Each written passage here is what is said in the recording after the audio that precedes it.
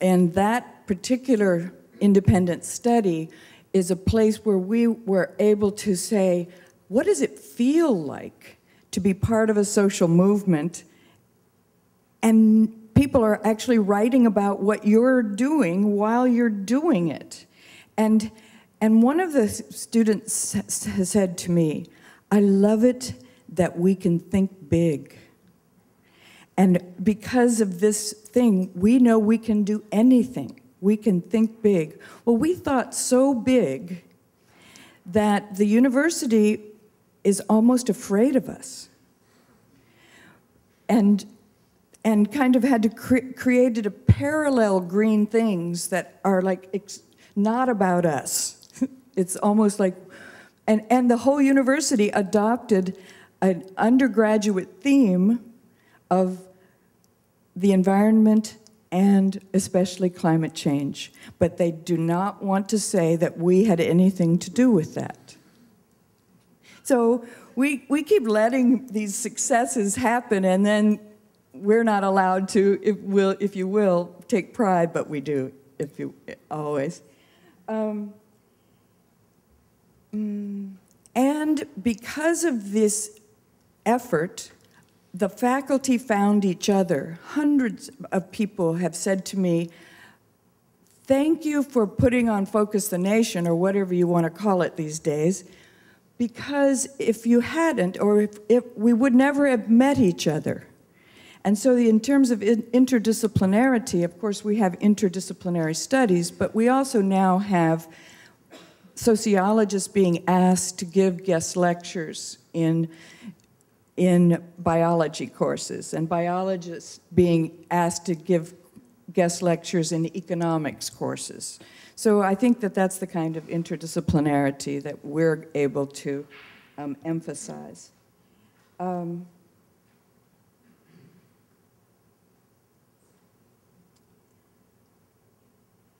I think that I know that the last speaker said, we went our own way.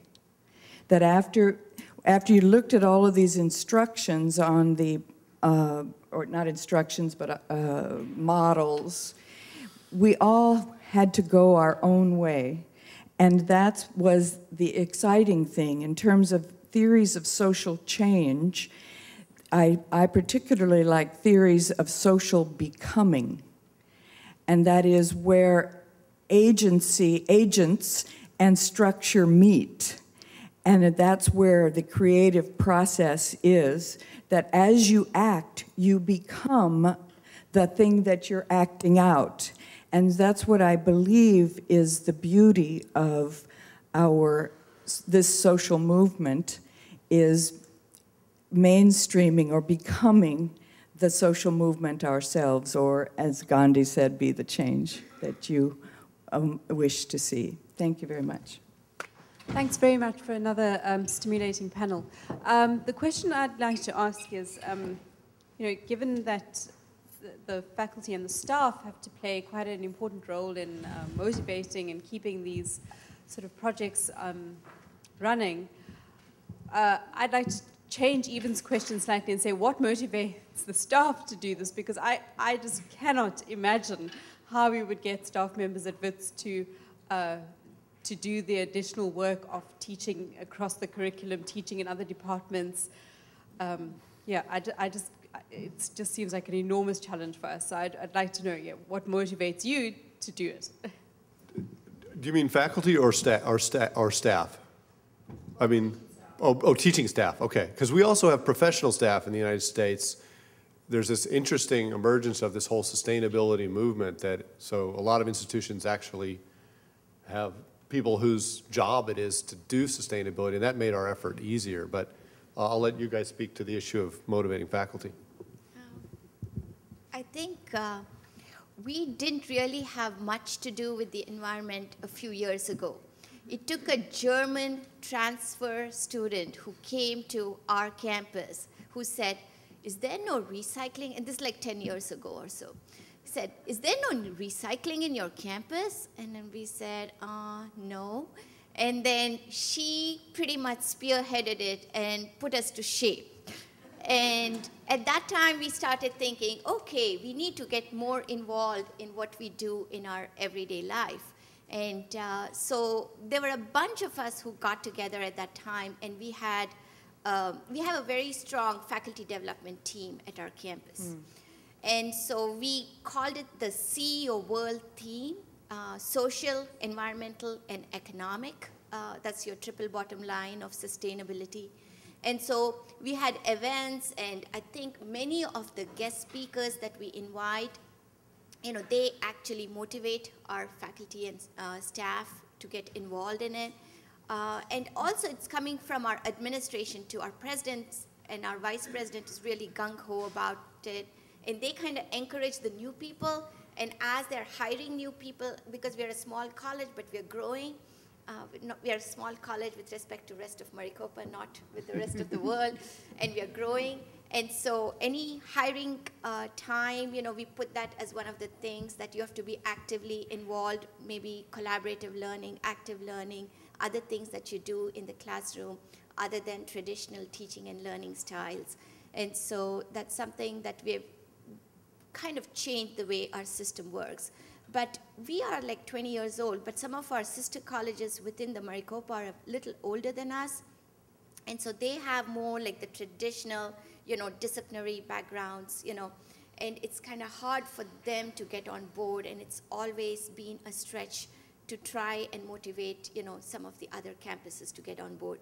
But this year we had 8 campuses that got involved in the national teach-in, and that's really interesting because last year we had only 5, so you know how things change. So I think excitement, basically. My name is Melissa Everett. I work with Sustainable Hudson Valley, and we were very active in the first year of the teach-in. I think I did 3 talks, and you know, a bunch of my state agency colleagues were saying, I did 4, how about you? You know, and what we found was that there was kind of a double-edged dynamic where the campuses kind of thought they were leading the community, and they thought nobody else was doing anything, but the communities thought they were leading the campus. And a lot of the ways that we helped from the local government side, from the county government, state agency side, was to call up our friends on campus and say, oh, got your publicity out? You know, want some people from the community to come and be with you? Do you know the right reporters? And suddenly, oh my God, this is being taken seriously. So I think that dynamic, just playing with, you know, friendly competition between the campus and the surrounding community has been really fun and productive. I think there's a little problem, though, about the one-day thing. I mean, because people think it's over when the day has passed. And we also had a contest between dormitories about who could save the most energy. And we also, I went and I solicited the journalism professor, and so he assigned a whole class to do nothing, I mean, to cover everything about Focus the Nation. And my God, how many ways can you report on Focus the Nation? Jeez. Anyway, 50 ways, I can tell you. Anyway, and in one of their reports in the newspaper, interviewing a student in the dormitory, the last quote was, "I'm so glad the contest is over, I can go back to my regular life." Well, you know, actually, that would be a question that I would have for people in the audience as well as the panelists is, to what extent did this have legs? I mean, does it, you know, it broke down those silos and those barriers for a day? Is there any life to this, or how do we move beyond that one-day event? It's the networks. Yeah. I think for me, the way we structured it at our campus is that the Focus the Nation or National Teach-In or whatever it is called is the beginning of the semester event. And so we start with that all through the semester, build on it, and then towards the end of the semester have the Sustainability Day. So that way there is more deeper learning as time passes, and then you see the progression, and then the students showcase their work at the end of the semester. So that kind of brings it all full circle.